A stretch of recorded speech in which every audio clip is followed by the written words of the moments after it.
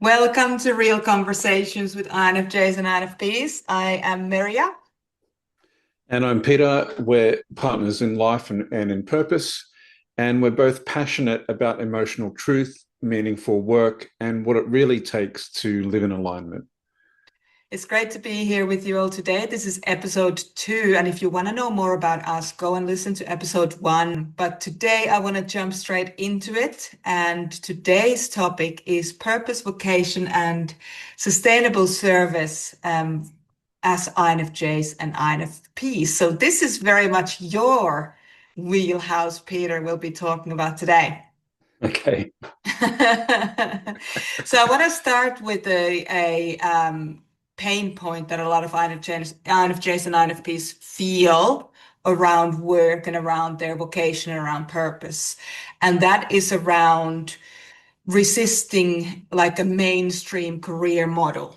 So a lot of INFJs and INFPs, when they know that they are those types, that they're introverted, intuitive feelers, they begin to really get to know themselves. What are some of the challenges that then arise from that realization? I think that INFs, I don't want to sound so judgmental here. I'm a bit hesitant to just blurt out what I really think because people might. Before you do, just a reminder, we are those types. You're an INFP, I'm an INFJ. Yeah, but I don't want to be judging, Sure. Judging our own kind. Let's speak on our own behalf. Yeah.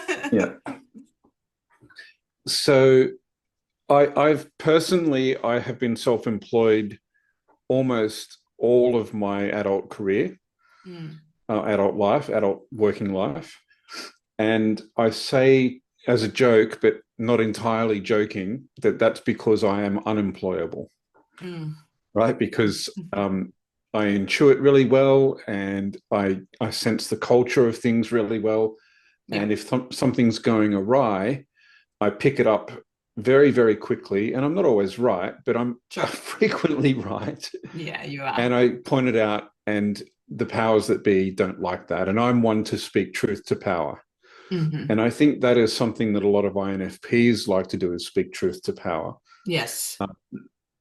And that can be detrimental because, well, they've got the power and coming out and saying it is going to create problems for you. And I'm not saying don't do it. I'm just saying this is how things happen. And most businesses are set up with what I consider to be a military framework. It's got hierarchies and expectations of that, I'm the boss. I'm giving these orders and I expect them to be followed, and you should sacrifice your own perspectives and your own priorities for the company or for the core if it's military. Yeah. And so you should put yourself aside. And I think one of the great strengths of intuitive feelers is we have a deep reluctance to put ourselves aside. And it's anathema to us. Sorry, I should use a simpler word, but it's counter to the core of our being to put ourselves aside. Well, especially the INFPs, because the ethicist, the inward feeling is subjective feeling function. So making sure that you don't lose yourself. Whereas for INFJs, it can be almost like a trap the other way around, which is just being too available and doing too much and, compromising yourself too much. So, yeah. Yeah, and like if you're too much of a unifier, then you're setting yourself up to be taken advantage of by unscrupulous employers. Been there. Yeah. Many times. Whereas with me, like I once got a call from an employer on a Saturday expecting me to just jump because they said so. Right. And I'm pretty confident in my ability to get work if I need it. And so my response was very INFP, which is like, yeah, I'll just drop off my stuff on Monday. Bye. So not doing it. Um, And an empowered INFP as well, because not, when you're not integrated, you don't actually trust your own value, and your ethicist, your inward feeling doesn't, you have to yeah, push that far to get to that reactionary point. Whereas when you have good boundaries and when you're mature in your functions, your inner family is mature, it's a really quick turnaround time, which is yeah, what you do these days, which is, oh yeah, this isn't right for me. Bye. yeah. But and I mean, I'm not going to do that with everybody, right? Like the fact Sure. is, in that incident, it was an attitude of I am the master and you are the slave. Mm-hmm. If it had been an attitude of like, hey, sorry to call you on a Saturday, I got something really critical. Can you do me a favor? I'd really Right. appreciate it. I would have gone, absolutely. I'll Yeah. drop everything, unless it was, you know, my my child's christening or something. Well, Sure. I'll help out because Sure. that's respecting the individual, and I'm fine with it. And I've done that in the past. And I've had employees where they've, I remember I had an actress as an employee at one point, and she tells me in the office, she tells me, I just got a call for an audition this afternoon. I'm really sorry. Like, can I go? And I'm like, well, no, how about I drive you there? And she's like, well, why? Hang on, what? Like, and I said, don't you remember last week you worked until midnight on Friday and then came in at 9 a.m. the next day? Yeah, So why wouldn't I? Let's just repay the favor, exactly. And Exactly. that to me, that promotes loyalty, and that's what I love. But how many employers are like that? Because if it's a military type culture, then we get the censors and the thinkers who tend to be in charge. And why? Mm. Because, and this might be controversial for the INFs, generally that does work better. So, like, For thinking and sensory functionalities, for sure. If you have a yeah, thinker sensor and that's their top two functions, then obviously that is a much more practiced, much more fluent yep, version than us as INFJs and INFPs, because our thinkers and sensor functions are in the inner child positions at the bottom of the mm, round table. mm. So yeah, and and I want to be clear. I'm not saying that INFs can't run businesses. I'm sure, case in point. I've run businesses. One of my mentors, a very wealthy person, said, don't let your businesses have more than 45 staff if you can manage it. So I took it to yeah, 45 and I just kind of rested it there.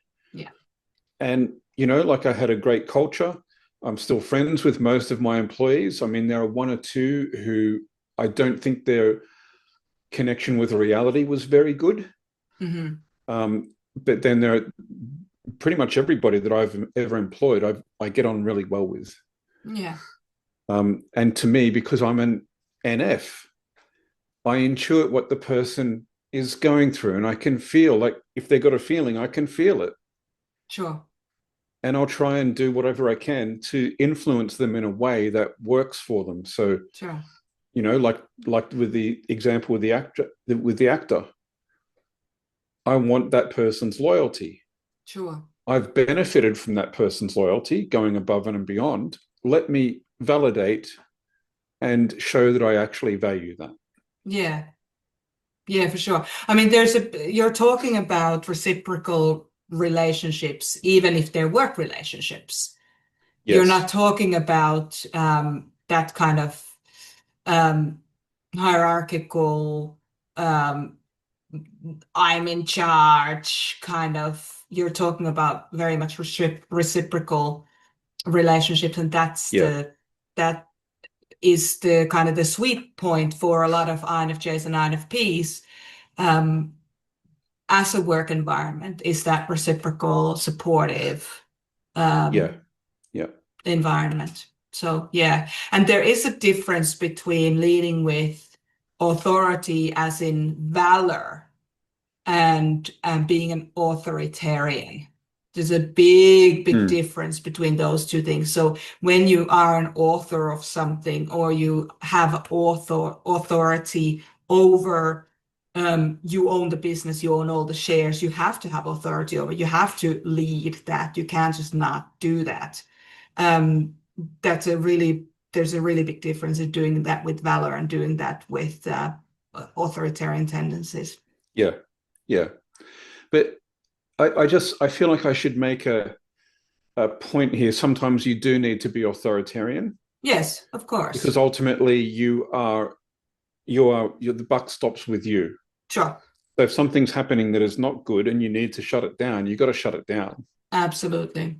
So Yeah. I have an example where I was in a cooperative with a whole lot of other professionals that were similar to me and what I do. And they gave me an assistant. And the assistant that they gave me, I believe, was very unhealthy psychologically. And in the organization that we were in, it was every meeting, we basically would go around the table and everybody would say how they are and where they're at. What if somebody's just had a bereavement? You don't want to, put a whole lot of pressure on them, right? You need to know these things. But the assistant that they gave me would use that to launch into getting all these industry professionals to help them with their mental health. And I tried to say, we need to not do this. This is not how it is. It's supposed to be it's like not appropriate. 20 to 30 words about where you're at. Yeah. And instead, it was 20 to 30 minutes with 6 people, all of whom were at the top of their field. Yeah. So this person's getting like $5,000 worth of consultation for nothing because they happen to be an assistant. Yeah. And that was just it's completely inappropriate. Yeah. So you can care about your employees, Mm-hmm. but you don't want them to then enroll you in their drama. Yeah. Yeah. Right. And I've had that experience as well with past employees, is that when you want so much to have a non-hierarchical business structure, that's not normal, but it is doable. Yeah. As in, I have it now, but it took me years to get to that point and kind of shifting and sorting through people to get the right ones who, in fact, aren't using 45 minutes out of a 50-minute conversation to talk about their problems and not getting anything done in the meantime. Yep. So, Yep. yeah. Yeah, but I want to, can I start bringing it back to our original point, because we're now talking about specifically running a business, whereas the question was around mainstream. These are my values, right? Sorry to derail the conversation. So, you okay if I go? Yes, please. Please take control. I will just. You said this is my wheelhouse, but I think you should be actually at the wheel of this conversation. Well, especially since I'm the judger, so I keep on track. This is where, keep time, keep track on the topics, tick off those things. As the perceiver here, I can tell you I'm very high on the perceiver scale, and I've only gotten good at time management through many, many years of practice and discipline, because I'm naturally really bad at, like, disgustingly bad at it. Sure. We won't get into that too much today. So you and I have some challenges there. But going back to resisting the mainstream career models, it is so interesting how most INFs actually don't resist until they wake up to who they are, until they wake up to their INF-ness, until they wake up into what actually fulfills them and what doesn't. So kind of when that happens, then the INFs, the INFJs and INFPs, then they become tortured about wasting their time at a job, time and effort and energy at a job that they don't love. And unless they get help from people like you, at the top of this particular purpose field, that transition, from something that you maybe dislike, disdain, or even hate into something that you love, something that fulfills you, it can get really like near impossible to make that transition. And in those cases, when it does happen, it's really, really slow if you don't work with a professional that can actually help you do that quickly. Yeah. So Yeah. And especially if it feels like it's soul destroying, yes, each day that goes by makes it harder and harder to pull yourself out of that. yeah, And it makes it more and more likely that if you do pull yourself out of that, you leave a path of destruction in your wake, yes, because you have to kind of blow up your life in order to do what is not soul destroying. yeah.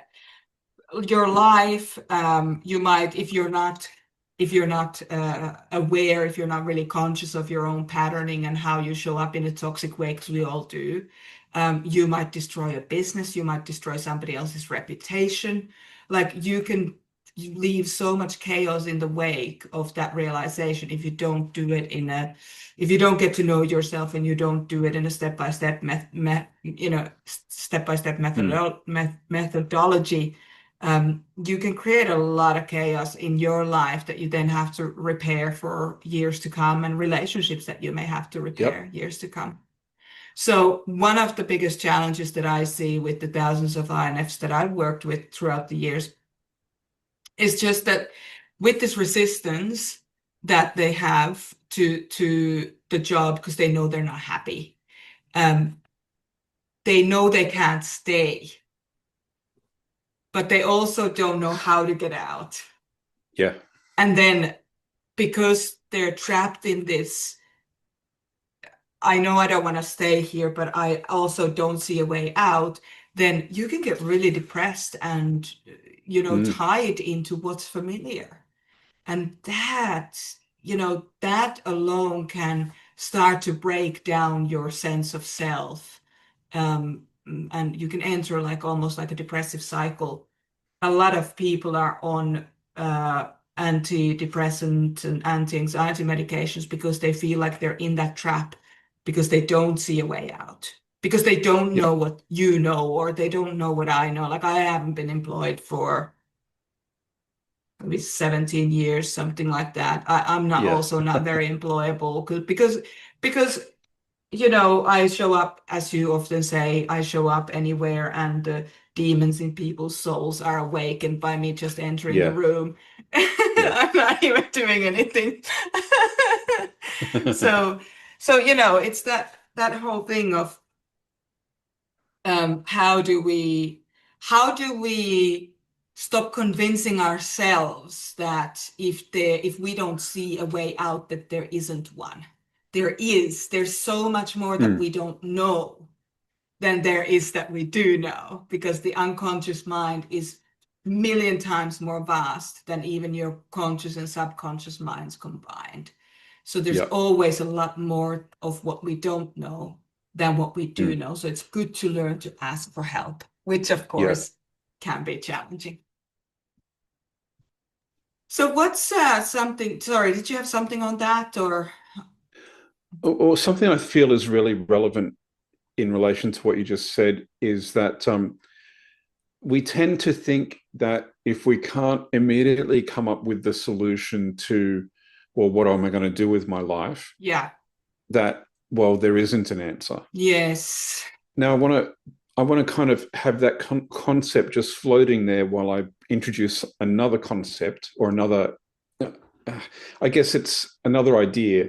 Um, from a very young age, I asked people every time I came across somebody who was doing what they loved doing, I asked them a whole lot of questions, and I was almost doing this informal survey because that's who I am. I want to know Mm, how people can be fulfilled in their work and be rewarded for what fulfills them.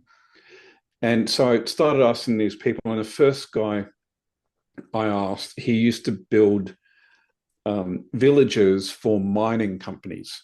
hmm. So a mining company in Australia, Australia is a big place, very few people. Yeah. Mining company would have to build basically a town, and that was what this guy did.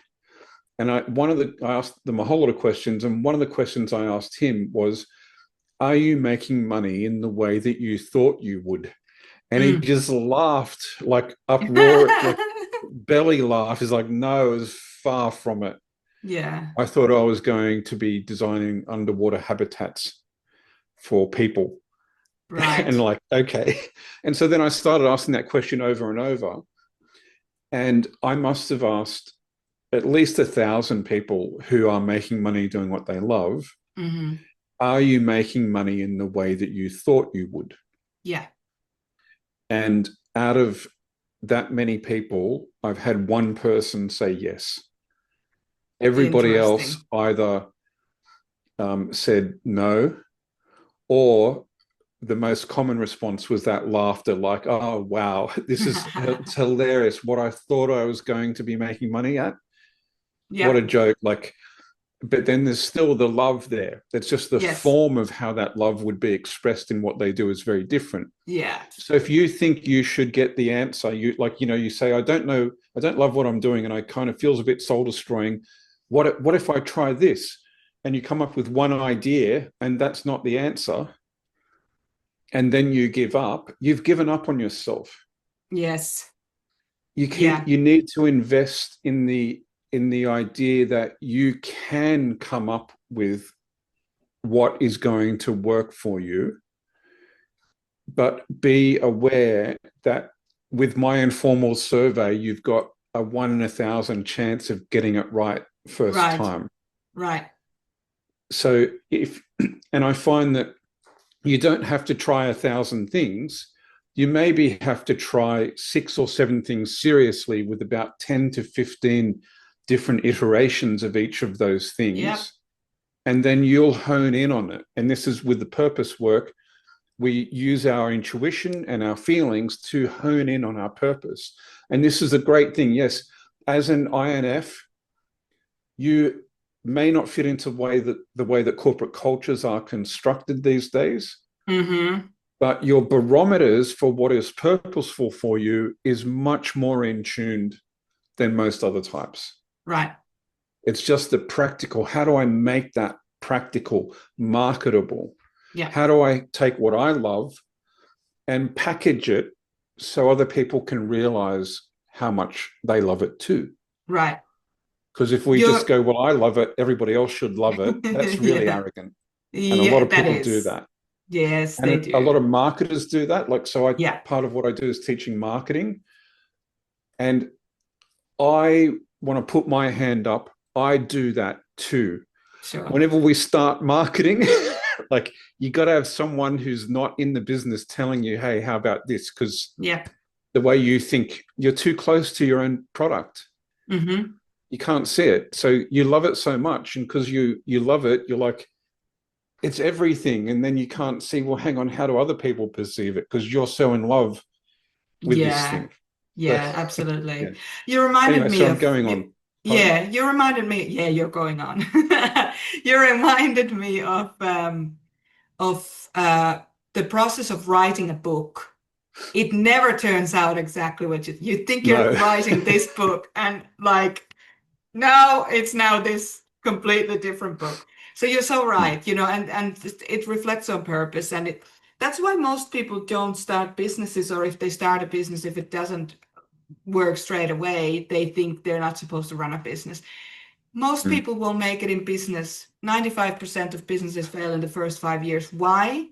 Because the person who is running the business is not willing to change what they're doing in order to for it to actually find the business to Yep. find its place in the marketplace, and the Yeah. message to be found, to be the communication being such that people can relate to it and they see the value of it. Mm. um, I of course have studied branding and brand management, portfolios and so on. So I see it all the time where you know, uh, you're creating a product or service, but your behavior around that product or service is not actually on brand with the product or service. So it's a mismatch. And I'm not trying to discourage people from starting businesses, because I think it's one of the most exciting things you can do, or writing Yeah. books, because it is hard. Those things are hard, but then so is staying in a soul destroying job. Yep. So pick the heart that's going to be more interesting for you. Yeah. Yeah.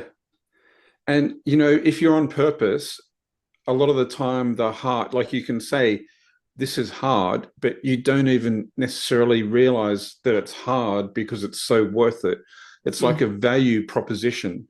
Yeah. How much is this valuable to me? How valuable is this to me versus effort? And you're like, well, it's a no-brainer. I'm going to keep doing this. Yeah. Whereas if you're working, if you have to drag yourself out of bed to go to a soul-destroying job, it's just not worth it. If you want to pursue purpose and you're doing that instead, you're going to start taking on coping mechanisms, poor behaviors, addictive behaviors, and it will get your health. Yep. So it's not just soul destroying, it's health destroying as well. Yeah. And then it's relationship destroying. And like I've had people come to me, like let's say the first time I talk to them, if they've been referred, if they say things which indicate they're burnt out, I ask them, like, are you in a relationship? Are you married? And if they're like, yes, and just check, are you really happy that you're with that person? Yes, I am. And then I hit them with this question. Do you find yourself saying horrible things to them that you really regret, but you can't stop? And if they say yes, I go, that's because you just don't have the energy to be present with this person you love. Right. Yeah. And you're not loving yourself, which is bad enough, but you're now getting a reflection that you're not actively loving somebody you actually do love. Yeah. And so is this job worth that? To treat your partner that way? And they're like, no. And then I hit them with another thing, which is, well, guess what? You're only treating your partner that way because you're treating yourself a whole lot worse. Yeah. And like, ooh. Yeah, that stinks. It's painful, but a little bit of pain now solves, stops a whole lot of pain down the track. Yeah. Yeah, absolutely. So before going on to a whole Debbie Downer thing, let's talk a little bit about inspiration. Yep. Can you tell me one or two stories because I'm sure you have so many. Can you tell me one or two stories about an inspirational outcome that happened when you've been working with people, helping them with their purpose? Yeah. Okay. So yes, I do have a lot of stories, but I like to tell the ones that have two factors. One, the person wants me to tell the story because confidentiality is important, but there are people who like tell everyone, so there's one. And then the other factor is, are they short? Because I don't want to spend hours, right? Sure. So the first one is when I was working with long-term unemployed, there was a Chinese guy who was long-term unemployed. He'd become a resident in Australia, and he'd been sent by his family to Australia to learn farming techniques. Right? Maybe you can go to Australia, learn some farming techniques because, as they put it, you're a terrible farmer. And you're like letting down the family. This is our pride. You're an embarrassment. And so, I was having a chat with him, and I just kind of went, okay, let's just assume you're a terrible farmer, right? Like, let's just assume that. What is it that you're doing instead of farming? Like, if you get distracted, what are you most distracted by? And he started talking about rocks, and he just started, how I've gone on, like I just get going. That's what he did. And I had to stop him, and I'm like, okay, do you want to be a geologist? Do you want to study rocks? And he's like, no, I like making things. And at that point in our economy, we had a shortage of stonemasons. And I said, do you think you might want to be a stonemason? And it was like his entire demeanor shifted. I swear, I don't think his body changed shape or anything, but it really looked like it. Yeah. I don't, this transformation happened as soon as I said stonemason. Yeah. And he almost burst out of his skin with excitement. Yeah. And because we were so short on stonemasons, he started an apprenticeship the next day. And he was take action, like. Well, we were able to just go, do you want to, because we had him doing a course on how to get into your vocation. Yeah. And we're like, I think you should quit this course. It's day 2 out of 5. And then there's a 6-month follow-up thing and all that. And we're like, we think you should just quit and go and do this. It's like, okay.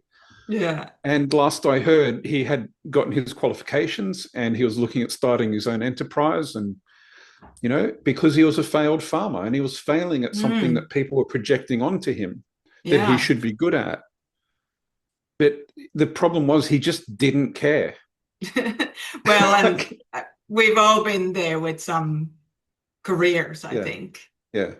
Mm. And then there's another person that I've worked with, Brian Lim. He's more than happy for us to tell us Yeah. all about himself, or for me to talk all about him. So when I first met Brian, he was a telemarketer making up to 200 calls a day trying to sell Cisco routers, so internet, basically hardware. Yeah. And he would make 200 calls in the hope that some of them wouldn't just hang up, right? That was the kind of calling he was doing. And it Yeah, took a right. long time to get him clear. So not everybody is like the farmer come stonemason, Yeah. right? Who you just say the right thing and click and it's all done. A lot of the time it takes work because we have to discard our preconceptions, our judgments, our guilt Right. trips that we give ourselves, a lot of the time our culture, family projecting onto us, Sure. and all of this sort of stuff. And so with Brian, it was particularly challenging for him because his thing, when we got down to it, he was really embarrassed to admit that he wanted to be a spaceman. And he didn't exactly know what that was And at Brian, by the first. way, is also an INF. Yeah, yeah, yeah. Yeah. So I want to be a spaceman. And he's like thinking I'm going to just laugh at him. And I'm like, cool, Yeah. great. I'm so pleased we've got that. Then Yeah. it took more and more time to get him to put in this application for this joint project between Australia and the US called Space University. And he was quivering in his boots, just filling out an online form because this idea was precious to him while it felt Yeah. ridiculous. Yeah. Then he goes to Space University, gets accepted, not only gets accepted, but stands out and is given one opportunity after another. And 6 months later, he's working on the NASA campus. Yeah. And sorry, not campus. I can't remember what they call it, but it's near Silicon Valley, that the West Coast in the US. And he's, very, very high up in Singularity University, which is the TED Talk people. They only take 8 people per year out of thousands of applications. He got accepted to that. And so cut to years later, he's developed technology to deliver mobile phone networks, drop them from aircraft and working on dropping them from space. So if there's a disaster, you can deploy a mobile phone network within hours so you can ping the phones of possible survivors and so on, and communicate with people, because that's what stops most effectiveness in disaster zones. And if you can communicate, you can direct people and it can save enormous numbers of lives. And this is the tech. Yeah. Didn't want to necessarily go to space, but that's how it presented. Oh, I think I want to go to space. And like that thing, he didn't know what he really wanted to do. Yes. First, because sometimes when we get an idea, it sets us on a path that's not our actual path, but it is a path to the path. The path. Yeah. And that path may be a path to the path. And then it may take 5 or 6 iterations. And then we're like, bam, I got it. And, the way that I like to do it is I like to get people to not bet their entire savings and their house on these experiments you need to do. Yeah. Right? Just dip your feet in, feel into it and go for it. So they're the stories. And I think I'm allowed to say Brian is also now an energy entrepreneur. Like he's got some technology to produce energy in very ecological ways, which do not impact the environment. They're not killing birds with the, wind turbines. It doesn't do any of that. And I can't say too much, but there's, so that's what Brian's doing he's so inspirational. He is. And I The think terrified telemarketer to an inspirational entrepreneur. Yes, yes. And not just that, he, hanging out and pitching to Richard Branson at Necker Island for, so this is the type of thing that can happen. That can happen when you work with a professional such as yourself to really tune into what is important to you. Yeah. Yeah. And And that pitch, yeah, sorry, go on.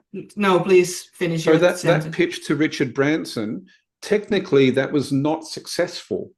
Yeah, But Richard Branson then gave him a referral, which was, right, again, the path yeah, to the path. yes, Instead yeah. of going, oh, how can I follow my purpose? Oh, I have this strange idea. Is it practical? No, therefore it must be impossible. No, Yeah. you've just tried one thing. Keep going, keep You know, trying, keep experimenting. yeah, you remind me of my own story, Mm. of inspiration, and I share this liberally. I talk about it in the Safe Spaces book as well. That ever since I was a child, like my first safe space was actually on a horse when I was 5. That was the first time I ever felt Yeah. safe in my whole entire life, and I loved horses, and I studied agriculture, agricultural equine science, all of those. So I Mm. went fully into it straight from secondary school. And I rode horses and competed internationally and was teaching for years and years and years. And then my main horse, Vesper, got injured before the Young Horse World Championships in France. And we were aiming for the Olympics. I mean, there are no guarantees that you will ever get there, but if you don't aim for something, how do you know if you get there or not? It's one thing to Mm. live in your head about things that you'd like to aspire to do and actually go and do it. Now, my challenge was like a lot of INFs, I was training and then Vesper got injured and it just jarred everything. I didn't know how to handle the reality not matching what I had thought would happen. And so I didn't deal with it very well. So I took a little 15-year detour into personal empowerment and, helped myself heal because I was so shut down and I just couldn't Yeah. handle it at all. And then it wasn't until years later, like as I said, 15 years later, something like that, because we'd been together and we'd been having these conversations, you and I, about purpose and the perpendicular points that you teach and how things Yeah. work technically, that I've had so many aha moments that I finally had the courage to step back into horses full time. And so your influence was so not I don't know if influence is exactly the right word, but the comfort I got from having these conversations and understanding the purpose path was so incredible. And now I get to train. I get to be training my own horses again, and also Linda Pirelli, who's my people might know her from Pirelli Natural Horsemanship Mm. that changed the world in the 90s and into the early 2000s.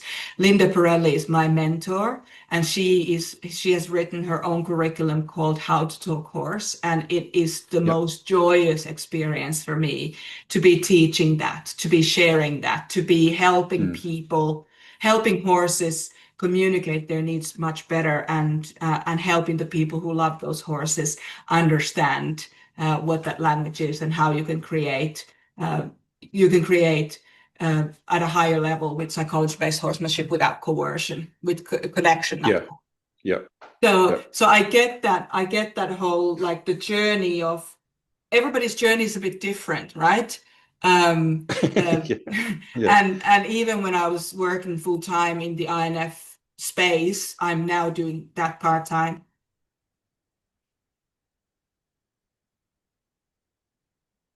Can you hear that? Like a cricket or something. Sorry, some video just started playing all of a sudden. Oh, okay. No, I can't hear it. Huh. Okay. Um, that was weird.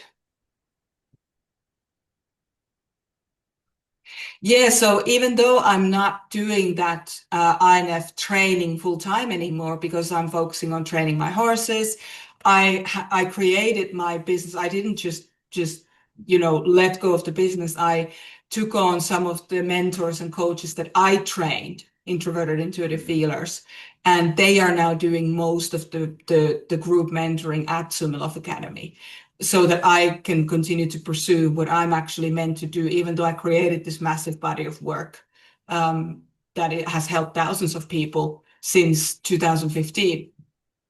I Yeah. didn't want to, the value of the work is still there. It's just that it's not my calling to just do coaching. It's actually my calling to be out there with the horses. Yeah. Yep. Yep. And me too. Like I can't just do coaching. I've got to run businesses. Yeah. I And have to do. I right. have to do and write. Yeah, exactly. Yeah. Yeah. And ultimately, everything we do comes down to our unique expression of our purpose. Yes. And I got to say, it's such a joy to be around you when you're doing both those things. Like, because you come to me and you're talking about, hey, I just spoke to this person and I was doing this coaching, and you have excitement. And I don't know whether you're entirely aware of that level of excitement, but No. then you also get that when you're doing things with the horses, you also Yeah. have that excitement. And especially when you're training people to relate to the horses, there's a real, like, I don't know, it's so joyful to be around. Yeah. And to me, they're the same, but with different flavors. Right. The same. I think you're actually, personally, I don't want to tell you what your purpose is, but I think you're on purpose with both those things. And I wouldn't be surprised if there is some sort of merging at some point. Mm. But I could be wrong, but I have a feeling it will merge. Yeah. I mean, I am running pony camps for grown-ups where we do a little bit of inner child work and go into that inner family a little bit more Yeah. and play with the horses. So it could be, but frankly, this conversation, like trying to figure out what your purpose is, not how you do it. It's No. really living it. And that's something I've learned from you. Mm. And if those two things do come together, that's great.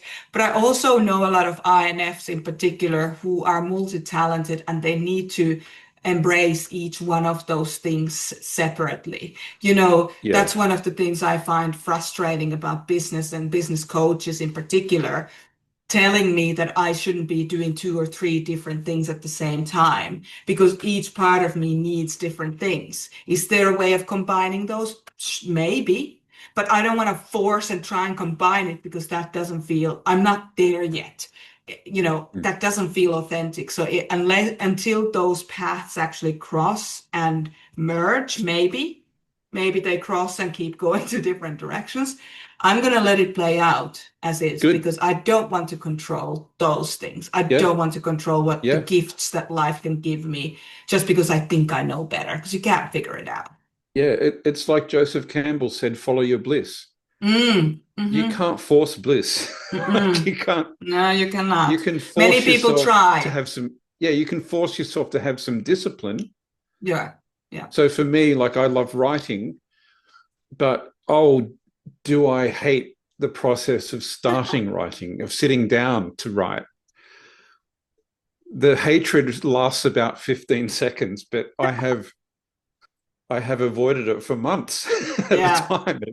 Yep. So the discipline is required, but you can't force the bliss. Like I don't force the enjoyment I get when I'm writing, Yeah. but I do force the discipline to actually do the thing. Yeah. And So many you people can't try force to, the sorry, you sorry. can't force the paths to merge either. If they Right. do, they do. Right, exactly. And many people try to force bliss, and that usually looks like drug addiction or alcoholism or, being addicted to relationships or whatever. So Yeah. people do try to force bliss. There are ways of trying to force it, but it's not actually authentic. If it Mm. doesn't happen naturally, organically, it's not really bliss. It's maneuvering It's situations to try and titillation get. Yeah, exactly. and All right. excitation. Yeah. Yeah, for sure. I want to move on because I am a little bit aware of the time that we have together Okay. today to do this work. And I wanted to reflect a little bit on because we both individually have a significant body of work. Mm. Sorry, several significant bodies of work. So I'm just going to focus on two, and I want to focus on the make money doing what you love, your work, the work you love network, and my curricula that I've written, the INFx Unveiled, which is the reparenting curriculum for INFJs and INFPs, and the For People Within curriculum, which is for all the different Myers-Briggs types, it's very MBTI specific. It's continuation work basically from Jungian psychology and the Myers-Briggs typing system. And I want to hear a little bit about because I feel like those two things, your make money doing what you love work and um, my curricula, they complement one another so well to a point that because my work is essentially reparenting. Um, Mm. those courses that I've written, they kind of show us how to let go of any limiting beliefs that we've maybe adopted from our childhood or our family of origin. They Mm. can also teach you how to, or they do teach you how to embrace your own genius, which is, of course, a great pathway to leading, to discovering um, the kind of work that nourishes your soul. So, over many years, I've had the absolute great pleasure of referring some of my students over to you to continue that work. So that's kind of the combination, or that it's almost like my body of work and yours are traveling parallel and sometimes kind of come together and sometimes not. Like Yeah, this yeah, here, yeah. we've done a couple of different like little joint ventures over the years to kind of come together with work, but we're separate people with separate careers, but they're very much aligned. Tell me from your perspective, Peter, what are you seeing as an INFP? I see as an INFJ, I see like sometimes it's the structures are very different. There's a difference. Sometimes they come together, but then they also move apart. But there's certainly like a continuity or almost like unity with this work that can, Mm. between our bodies of work, that can come together really nicely. Yeah, yeah. So I think if you want to do work you love, then you got to, like, a lot of people start out by going, oh, I have to figure out what I love. And if you hear that as an objective person, if you're not the one saying it, it kind of doesn't gel, right? Like, hang on, Mm-hmm. you figure out, well, what part of you figures things out? Well, that's your brain. And what part of you knows what you love? Well, your heart. So why are you using the figuring tool, the calculator Mm, tool to, you can't necessarily use a calculator to pick a color for a color scheme, mm, that sort of thing. So why we don't use our logic at first? That comes later. It's really important. So the parallel, I think, is INFx work and the four people within helps you to tune in to what's true for you. mm-hmm. Yeah. And that's the first stage. If you want to make money doing what you love, you've got to start with the love, Yes. because the Yeah. calculation, the cold hard calculation, which is critically important, but it comes later. Mm, And it reminds me of Einstein saying, the head is the intellect is a wonderful servant, but unfortunately we've made the servant the master, and we try to use the intellect to figure everything out. And there are plenty of people out there, and there's some people I cannot work with them and get a result because they want to guarantee that if they try something, it will succeed. right. And Whereas there's I no way of know telling. you just need to try something to Yeah. find out whether you liked a piece of that, and then try Yes. another one to try and find out that, and try another one. So Yeah. so there's the feeling into, but then there's the taking action of trying some things out. But we don't have to bet our entire life Mm, on that experiment. We find the ways of doing the experiment as small and as safely as possible. mm-hmm. And I think with your work, especially with the reparenting, where you try different things. What's going to help my inner child here? I'll try this, I'll Mm-hmm. try that. And it's a similar process. Well, what's going to help me feel abundant? And for me, Yeah. like, if I get to coach people, I feel abundance, and I'm real good at it, I believe. So I get paid for it, right? Like, Mm, but then if I see them making money, then that's even more rewarding. Yes.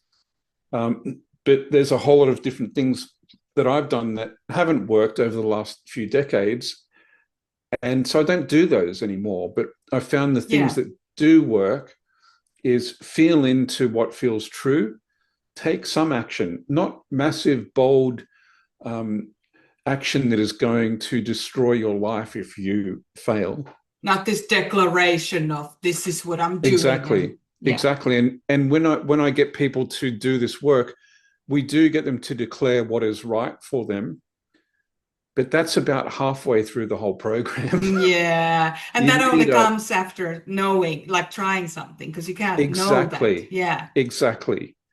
So, and I think that there's a similarity with the INFx unveiled work and the For People Within work, in that there's a whole lot of delving into oneself before we make the declaration of who we are. Whereas, and I don't want to be criticizing like the ESTJ types and the ESTPs, and I'm not criticizing them, we're just wanting to point out a difference. They have a different style, in which case it's like, oh, I'll just declare who I am and go and do a lot of stuff. Yes. And see if it works out. Yes. And that's great. But an INF doesn't work that way. We have to feel a certain level of trust from ourselves, within ourselves. And that's where the reparenting is critically important. Yes. And you don't know, like you can get stuck in your head. Like you get this wonderful concept about things. And as you said before about writing, you know, there's a trope amongst writers that they say, they look at what they've just written and they almost always say, it was so much better in my head. Yes. Yes. And then you got to keep going over and over and over to try and get it close to what was in your head. And so my personal challenge, like I think that you have an ideal and that's valuable. And my personal challenge is, if it is valuable, your perceptions and your depth, which INFs have a lot of perception and depth. Yes. And, you know, sense of the culture and the feeling, if that is really valuable, why are you keeping it to yourself? Why aren't you putting it out there? And it's like, well, the first interest is because that's terrifying. Like Brian with, I'm terrified to make that application. It is terrifying. There was one thing that I did, a business that I started. It was so central to who I was and to the core of my being. I got the business name. I went to open a business bank account, and walking into the bank, I had to go turn back and find somewhere to throw up, literally. I was that nervous. So why not? So why are you keeping it to yourself? Because it's terrifying to put it out there. Yes. And if it's that difficult, break it down into tiny steps. Absolutely. And I keep on saying tiny because make it so tiny, the steps that you take, that it's almost automatic that you can take them. You don't have to get a mortgage on your house and risk everything with a huge investment. Just see, is this right for me with the tiniest step possible? So, and I was just going to say that as well, that why would you keep it to yourself? And yes, it's terrifying, but you're guaranteed to fail, because the first iteration will not be the thing that will be the channel for you to offer the service. So you'll fail. So unless you're willing to fail forward, fail fast, fail often, you're not going to enjoy the journey. Like it's not for everyone. And not, almost very few failures are fatal. Yes. And if it's worth it, it's worth failing at first. Go out there and make some mistakes.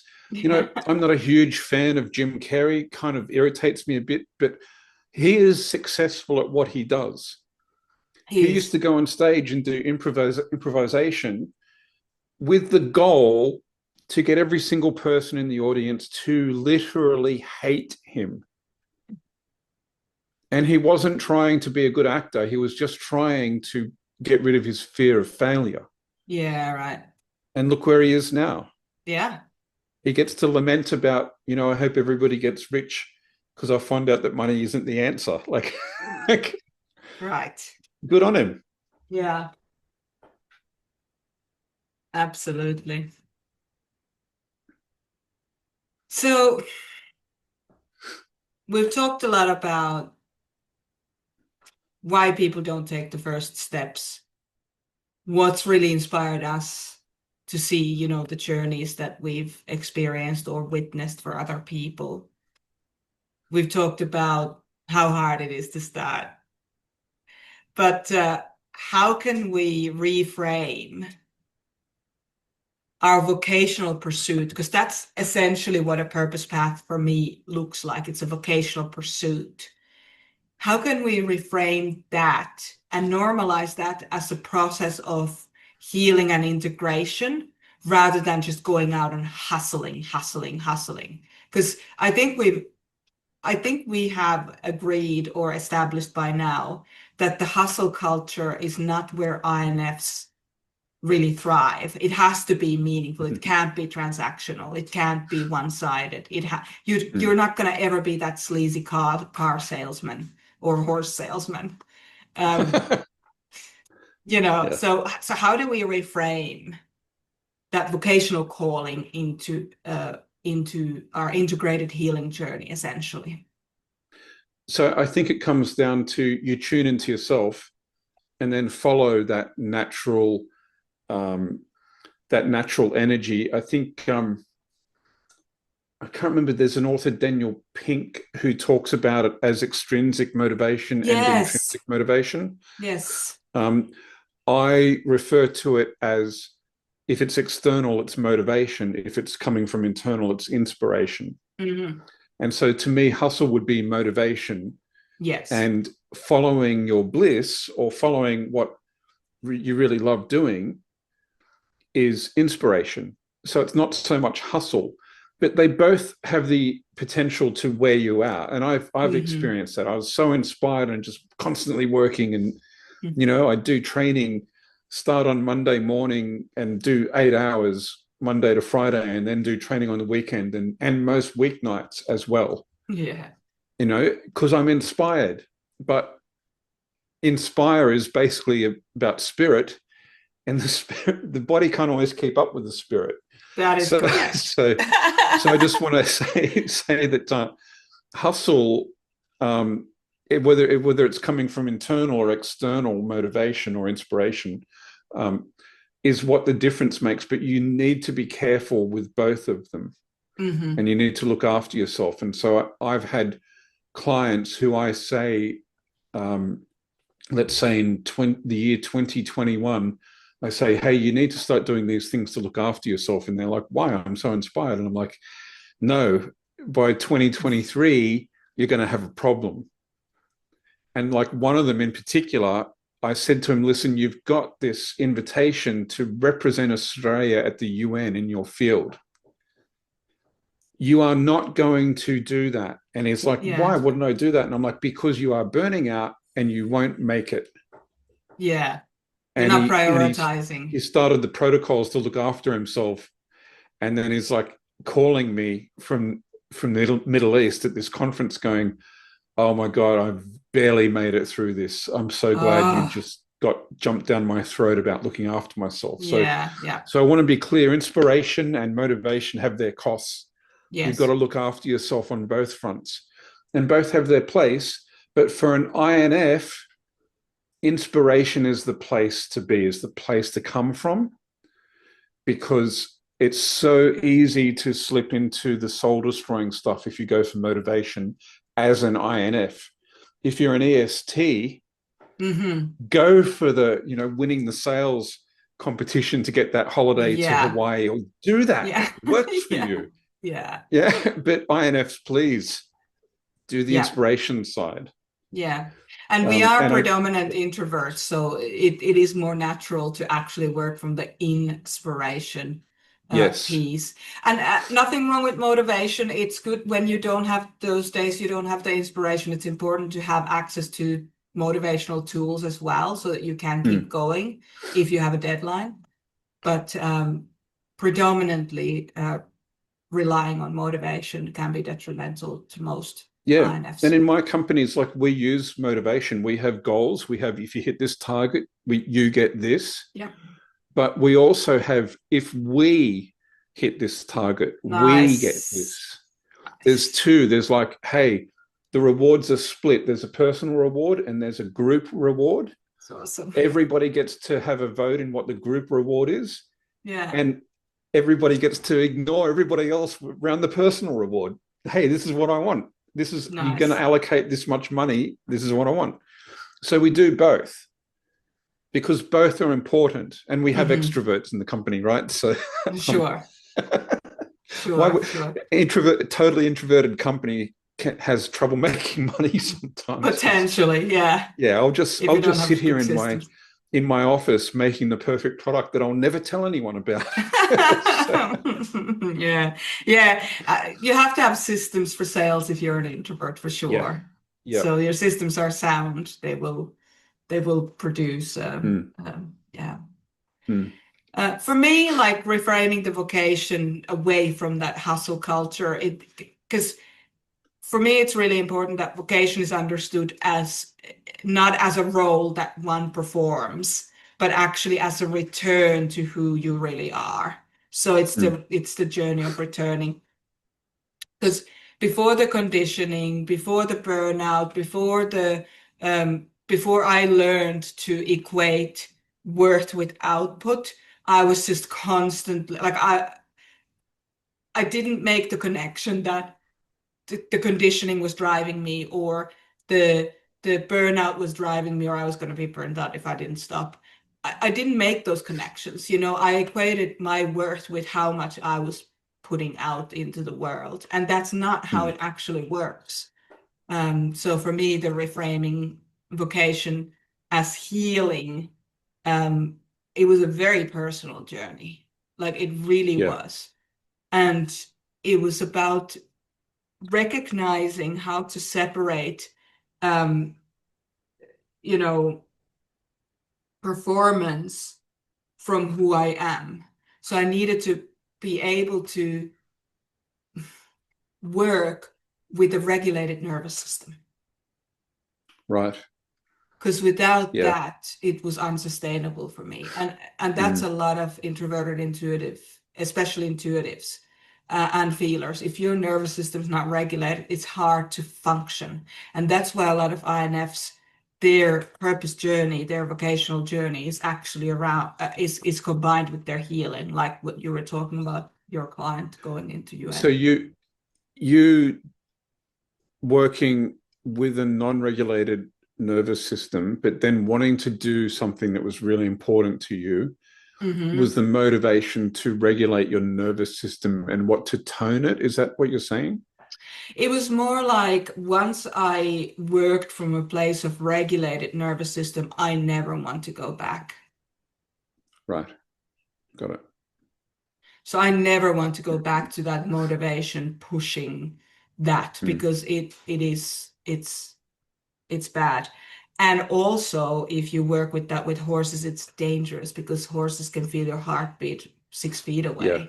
Yeah. So if you're unregulated, they're not going to be like, they'll be unregulated. Yep. So for me, it's all about, can I breathe here? Can I breathe in this space? Am I aligned with the values here? Does this activity bring me back to myself or further away from who I am? Those types of things, because it's not about avoiding responsibility or not doing the things that you have to do, because obviously we all have to do all kinds of things. It's about creating a different kind of power, and that one that's rooted in wholeness and not in the hustle. And that's something that you've really helped me with, to come back into that, what's authentically true for me. Because when we heal and we work from that healing space, we stop abandoning ourselves And that is when the true purpose can almost like shine through, and you can actually start begin your true work. That's been my experience. Brilliant, So. brilliant.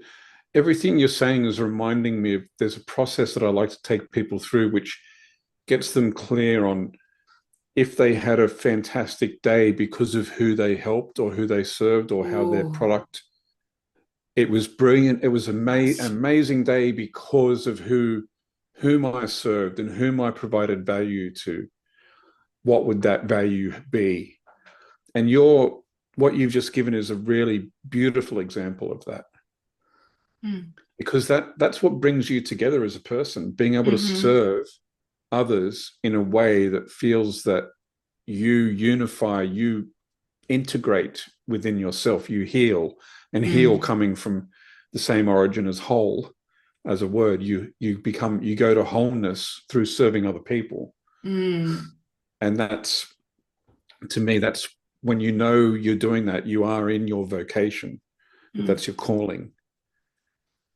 And whether that's because of childhood trauma or some spiritual reason or the stars or whatever, to me, I don't care. As long as I can get people to that, that's what matters. Yeah. And that's the same for me, because that wholeness that I'm feeling, that all of my parts are integrated, all my 4 people within are integrated when I work from that space. That's the end result that the client is paying me for. To have that inner family all together, all aligned, not all the time, because nobody's a superhuman, but that the language is there, that the bridges are built, that they can all show up at the table and really shine. And yeah. Nice. Shall we leave it at that? That feels like we've covered a lot. Yeah, Yeah. I think so.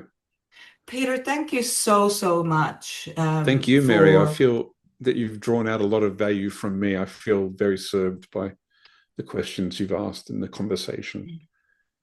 You have so much to offer. Like, there's such an embarrassment of riches when it comes to success stories and, like stories in general about and tools that you help people with.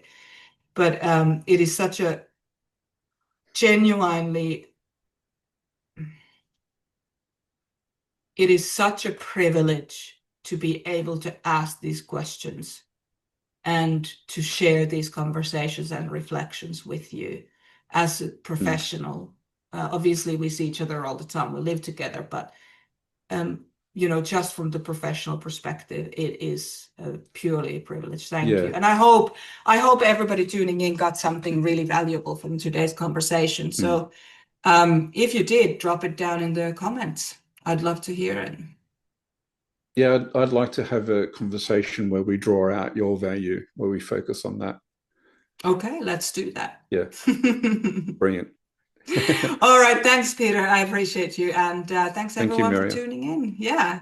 We'll see you at the next one. Okay.